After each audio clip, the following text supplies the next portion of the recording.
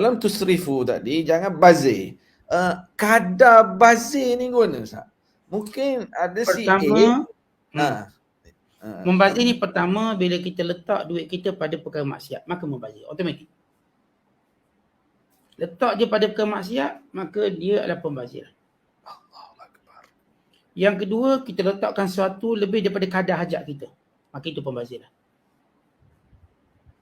Contoh, kita makan 2 lauk je, beli 4 lauk, 5 lauk, akhirnya tak makan, maka itu pembaziran. Dan yang ketiga, bila mana kita berbelanja untuk menunjuk-nunjuk, maka itu pembaziran, sombong. Itu maksud pembaziran, israf. Pertama, setiap sen kita buat pada perkara maksiat, membazir.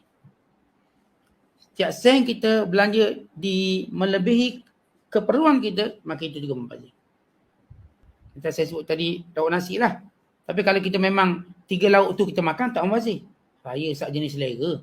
Kalau saya pergi kedai order mi 2 pinggang lagi, nasi goreng 2 pinggang, air fresh orange 3 gelas, bazir tak? Saya boleh habiskan ni. Sebab saya jenis 6,000 cc, 6,000 liter. Ya, awak jenis enjin kancil kecil. Kita enjin Bugatti ni makan banyak. Kita pun enjin apa ni, kita katakan Lamborghini kita ni makan minyak banyak. Sebab kita berbeza bab makan. Tak sama. Ada orang Masya Allah, bila letak pinggan besar pun dia boleh habis. Tu ada kedai nasi goreng pinggan besar. Kampung saya ada air gelas besar, seliter, dia boleh minum habis. Masya Allah. Kita tak boleh kata dia membazir. Membazir lah, order banyak-banyak. Tak membazir kalau habis. Membazir. Jadi bila kita membazir, pertama maksiat, yang kedua melebihi keperluan kita, yang ketiga bila kita belanja secara sombong, maka jadi membazir, sombong. Kadar orang macam mana Ustaz? Orang gaji 4,000 dengan orang gaji 25,000, dia ada tak kadar perbezaan membazir dia? Sebab mungkin orang yang gaji banyak, dia keperluan tak apa dia pakai hak gini. Orang hak gaji kurang, dia begini. Dia ada beza, di situ ada tak unsur-unsur bazir bagi orang gaji mahal tu? Baik, bila kita baca Al-Quran, bila Allah menyebut wa 'alal musiri qadaru wa 'alal muqtiri qadaru, orang yang lapang rezeki ikut kadar dia, orang yang susah ikut kadar dia. Dan bila kita baca hadis innallaha ahabba idza an'ama 'ala 'abdihi ni'matan an yara athara ni'mati 'alaihi. Allah Ta'ala suka bila Allah beri satu nikmat, Allah nak tengok kesan nikmat padanya. Dan bila kita semua sepakat bahawa dalam kehidupan manusia ada perbezaan kaya dengan miskin. Ia semenjak zaman Rasulullah, bukan sebelum ini, sehingga zaman sekarang.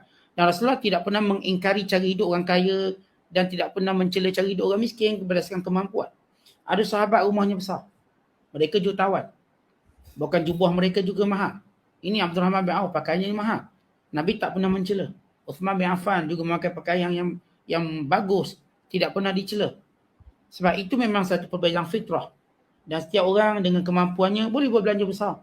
Kalau dia boleh beli Mercedes, kita tak kata membazir, patut beli kancil dapat 20 buah. Maka itu bukan kenyataan yang betul. Kan ini kemampuan dia. Maka dia berat untuk rasa keselesaan dan dia beli. Dia naik business class, apalah membazir. Kalau naik ekonomi boleh 5 tempat. Business class 17,000, ekonomi 3,000. Contoh. Tak, itu kemampuan dia. Dia tak membazir. Membazir bila dia belanja benda haram. Dan di luar kemampuan dia. Sampai buat loan nak masuk business class, maka itu membazir. Itu tersebut membazir. Kalau dia memang mampu, kita tak boleh membazir. Jadi kita jangan manipulate ayat wala tubadzir tabzira. Jangan membazir tu.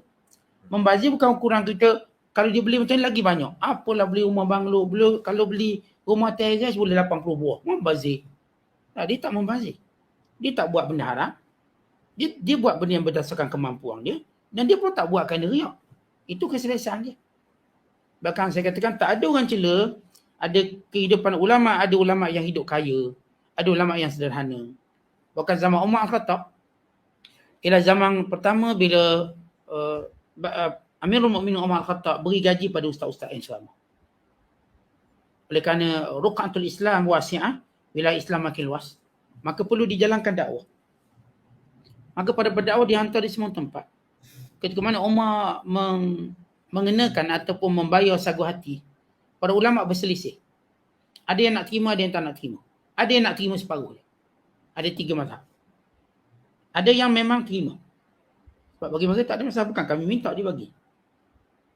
Dan Umar Khattab menjadikan wang sebagai cara perluasan Islam. Dan ulama-ulama ini gunakan wang tadi supaya mereka tidak sibuk dengan urusan lain. Ya. Tak perlulah mereka cari benda, terpaksa kerja je. Dia dapat wang ni, maka mereka boleh fokus pada dakwah. Sebagaimana sebagian sahabat macam Abdullah bin Mas'ud yang belanja dia ialah isteri dia. Isteri dia keluarkan duit untuk, sebab dia sebenarnya masih mengajar. Dia tak mungkin boleh bekerja kerana komitmennya pada hadis Nabi sallallahu alaihi wasallam.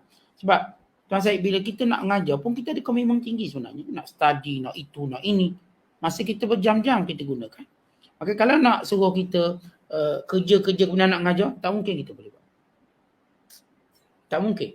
Sebab itu negara maju ni profesor-profesor yang mengajar dia gaji yang tinggi. Dia profesor tak boleh buat kerja lain. Walaupun dia pakar fizik, pakar kimia, pakar perniagaan, mereka tak perlu meniaga, mereka cuma mengajar. Kami kerajaan yang akan bayar gaji.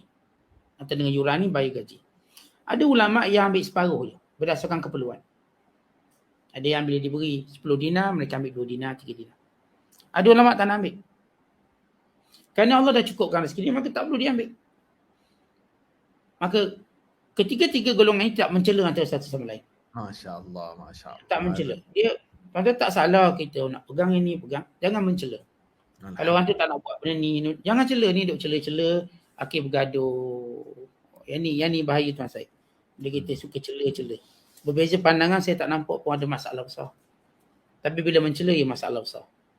Ini menaikkan kita merendahkan pandangan orang lain, kita hanya menyatakan kita je benar, maka ini kesombongan yang amat jelas. Saya akan terangkan apa pandangan saya. Kalau orang berpuas hati, dia boleh ikut. Kalau tak berpuas hati, saya tetap beri laluan pada pendapat yang kedua yang mungkin tidak sependapat dengan saya. Itu saya katakan normal.